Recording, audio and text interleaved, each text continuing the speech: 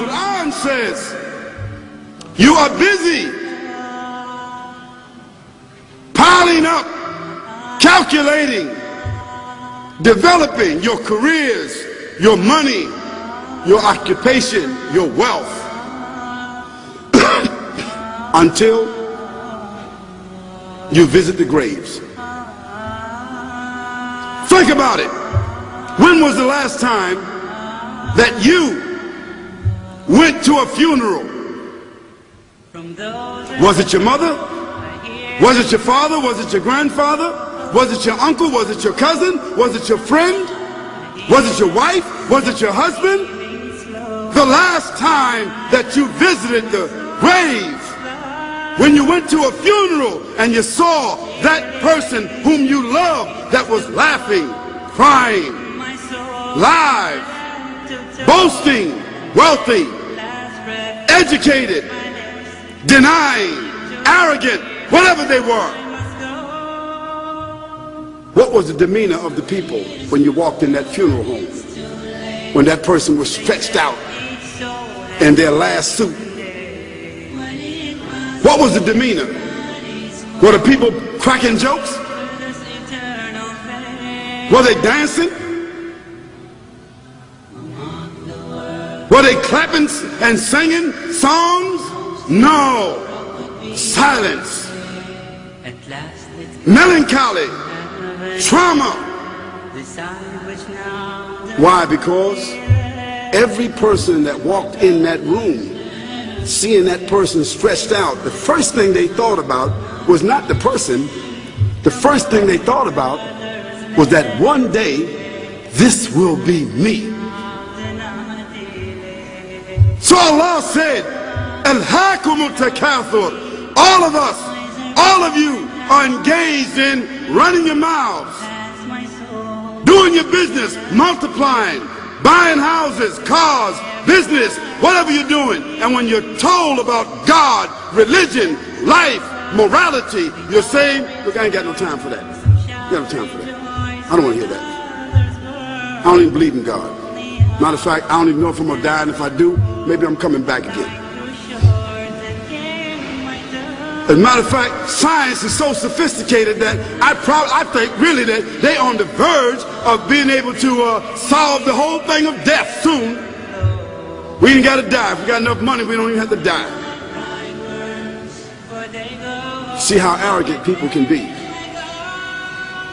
until they visit the funeral house.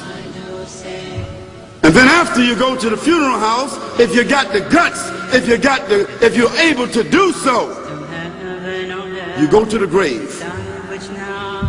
And now this is another scenario. And you say to yourself, is that it?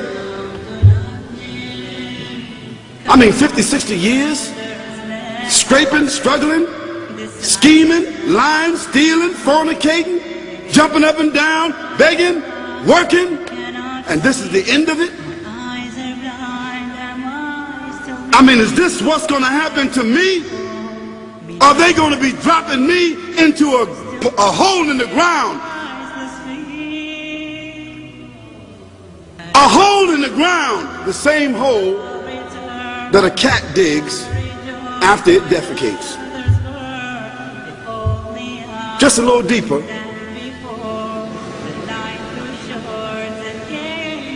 But for the same reason. The cat digs a hole because the cat has dignity. Something that human beings don't seem to have. Instinctively, the cat digs a little hole, covers it up. Humans have got to be taught to do that. But it's for the same reason.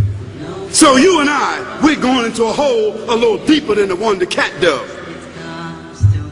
And all the people that's crying, pulling out their hair, screaming, almost acting like they're falling in the thing with you. They want to just jump in there with you.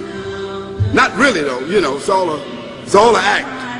Because ain't nobody really going to jump in there and stay in there. They don't love you that much.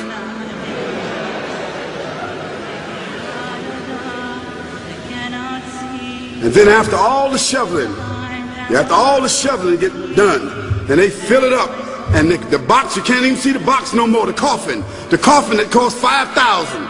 I don't know what did they burn somebody in a $5,000 coffin for? I mean, if I was a funeral director, after they left, I would dig them back up and put them in another box and take that box back.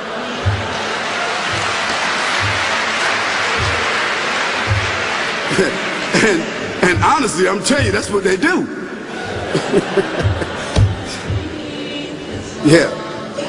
So after all the money and all the drama, and they dig that hole and put you in there and cover you up, and everybody goes back to the place, go back to mama's house or daddy's house or whoever's house, and you know, we cook some chicken or whatever it is, and we do a little dancing and drink some scotch and forget all about that person, and then we want the lawyer to come now and talk about, you know, divvying up the spoils. So if that woman who died had a husband, somebody else is going to marry him, you know that. And that man who died, you know that woman, in about 6 months or a year of grieving or whatever it is, she going to come to understand that she needs somebody else to be with, so she going to marry somebody. So that means if his suits are still in the closet and he can fit them, who going to wear them? So it really means that after all this time, and the people walk away from that grave, it's over. What about that person in the grave? What's happening? Because you know and I know that death is almost like sleeping. Death is like sleeping. Your body is gone. Your body is dead. Your spirit is gone. But your consciousness is there. Yes, brothers and sisters, you and I are going to know when the people put us in that box and put us in the grave. We are going to know. Your spirit is gone. You can't shout. You can't call out. You can't say, don't leave me here. But you're going to be hearing and you're going to be seeing, because that's a different kind of consciousness. But you can't move. And in that grave, this is when the real trauma is going to begin.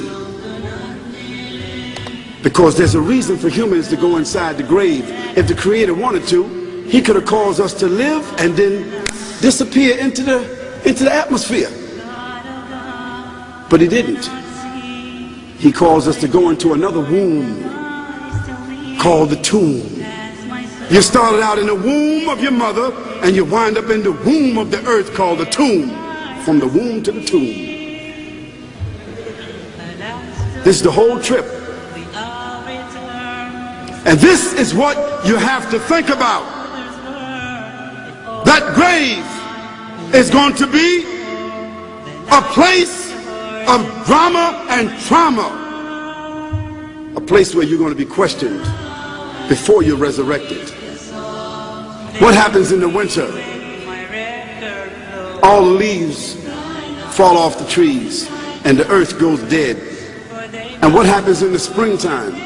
The water comes, generates the earth again, germinates all over again, new grass, new leaves, new flowers, new fruits. So Allah says, and a sign for them is the dead earth. After that, we give it life. And then you eat the fruits from that. So Allah says, the one who gave you life in the beginning, is He not able to give you life all over again in order to judge you? Yes, certainly. You may want to deny it because you don't want to be judged. But you will be judged.